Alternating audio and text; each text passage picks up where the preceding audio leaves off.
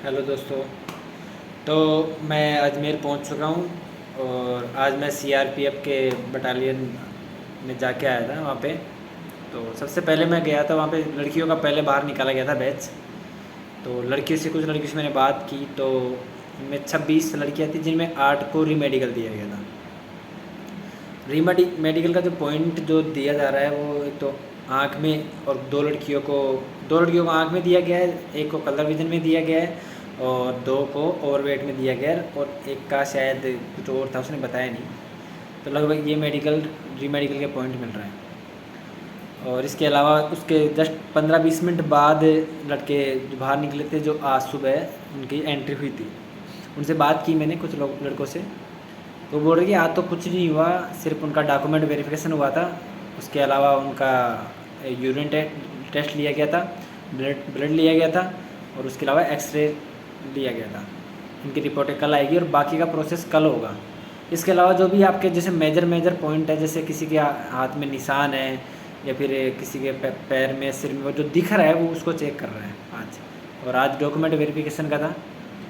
तो ST SC OBC सभी के लिए ये वीडियो है कि डॉक्यूमेंट में आपको ये तो 10th की चाहिए, एक 12th की मार्कशीट चाहिए। हायर एजुकेशन अगर ने भर रखा है तो लास्ट ईयर की मार्कशीट, उसके अलावा आपका जाति प्रमाण पत्र और मूल निवास, आधार कार्ड और 4 फोटो चाहिए या चाहिए।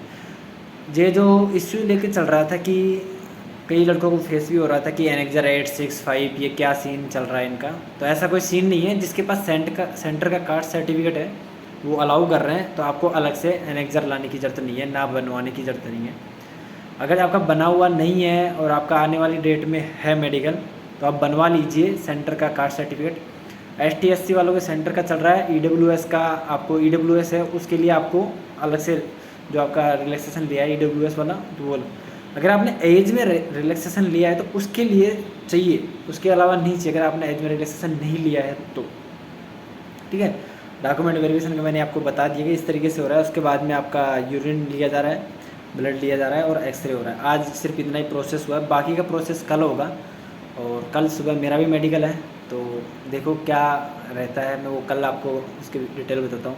लेकिन डॉक्यूमेंट्स की आप मेजर ये ध्यान रखो कि आपको डॉक्यूमेंट्स में कोई दिक्कत लेने की ज़रूरत नहीं है। बाकायदा आपके पास कोई डॉक्यूमेंट्स है भी नहीं तो उसके लिए भी आपको टाइम दिया जाएगा, ठीक है। और रिपोर्टिंग का मेन चीज़ ये कि सुबह 6 बजे से लड़के रिपोर्टिंग कर रहे हैं, 5:30-6 से, और 7:30 बजे तक रिपोर्टिंग ले रहे हैं, 8 लास्ट तक ले रहे हैं। उसके बाद में किसी को भी अंडर एंट्री नहीं दे रहे हैं। और कुछ लड़कों का कि जिनकी एग्ज़ाम वगैरह भी चल रही है, अदर एग्ज़ाम, तो उसके लिए आपको पहले यहाँ पे आना पड़ेगा, उसके आपको बताना पड़ेगा इन अधिकारियों को कि मेरी एग्ज़ाम है। तो ये अप्रूव कह देंगे कि आप नेक्स्ट डेट में आ जाना, तो उस टाइम पे आप आ सकते हो। इसके अलावा कोई दिक्कत आपको लेने की ज़रूरत नहीं है। आराम से यहाँ रहने करने का बंदोबस्त करके आना, क्योंकि आसपास CRPF कैंप के आसपास कोई भी रहने की व्यवस्था नहीं है, कुछ भी।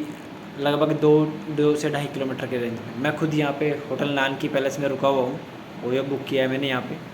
तो आपको ओयो बुक करना पड़ेगा, या फिर किसी गुरुद्वारे में या फिर कोई मंदिर वगैरह में आपको रुकने का हो जाए तो मेरे हिसाब से तो यही रहेगा कि आप होटल बुक कर लेना, ठीक है।